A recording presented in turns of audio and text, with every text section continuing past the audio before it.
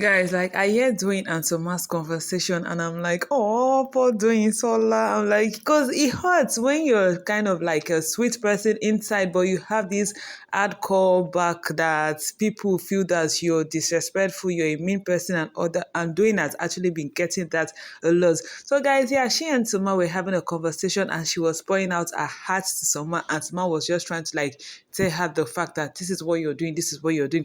Okay, so Doyin was talking about the whole labor thing, the initial thing that happened with labor Sisi and herself. And someone was like, she kind of felt that Doyin should have just walked away, that Doyin didn't need to go and meet labor and be telling her that you regret this and other. And then it was like, that's not the start of the story, that you guys just jump into conclusion. You don't even ask like, what are you feeling? What's your part? Like, how do you feel about everything that happened? What's your own side to the story? Then she was trying to like narrate everything to Soma, that day that she was having a tough time, that she was down, that even during the party, she did not drink, she did not dance because she was all up in her feelings. And the whole thing that happened with labor, it wasn't really her fault. She explained everything. And someone was like, whoa, that he actually didn't know that part, that he's sorry and all that. But she was not like it hurts that other housemates too, where when she hears them talking about how she's disrespectful, she's using labor and all that, you're like, these people don't even come up to her and say, okay, what's your side to the story? That there's always two sides to a story, but people just feel like, hey,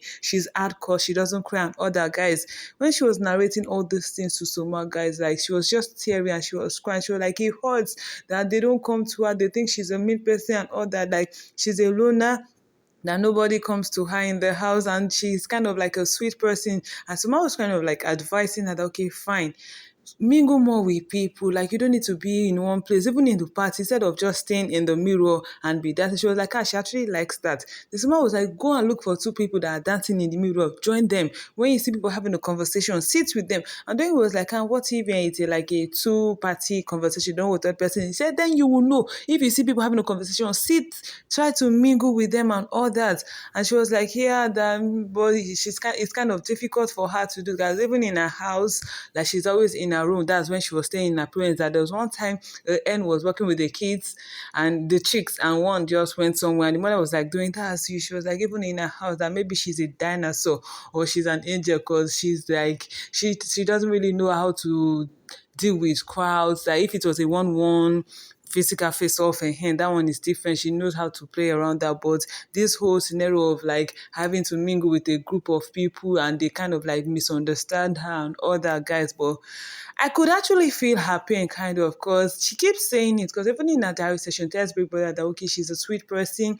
And when she jokes with people, they take it too serious. They'll be like, this girl is mean, she's insulting. And whereas she's joking. And she feels like, okay, fine. If she jokes and they don't like it, that they should walk up to her and say, we don't like what you said. And she said she's the kind of person that when she feels that, okay, when she knows that, okay, this person doesn't like what she says, she's going to apologize, but they don't come up to her, they just take offense. She was all up in her feelings, and Suma was trying to like help her to, okay, like, you need to socialize more, you need to do this, you need to do that. If you're a sweet person, you need to let them see it and other guys, because it's actually hard now. And Thomas was saying, like, okay, fine. You can't be all up in your space, because this is Big Brother's house. In this game, you need to like start thinking like, what do this person want and how that. And she was like, she can't be thinking all the time. And someone was like, you're in a game.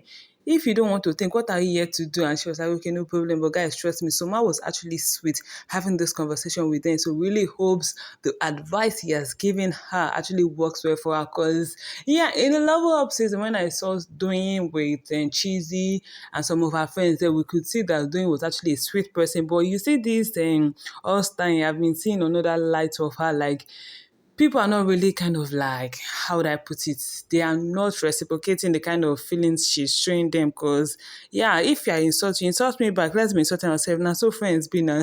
But whichever way, guys, she's actually hot right now. So, what are your thoughts on Doyin's behavior? Do you think that, yeah, she's actually misunderstood by the housemates? Or do you think like she's trying to play a game that she actually is what the housemates are thinking? So, guys, hit the comment section, guys. I'd like to know your thoughts on this one. And what's your thought on Soma actually advising? Because, guys, I kind of thought it's actually sweet.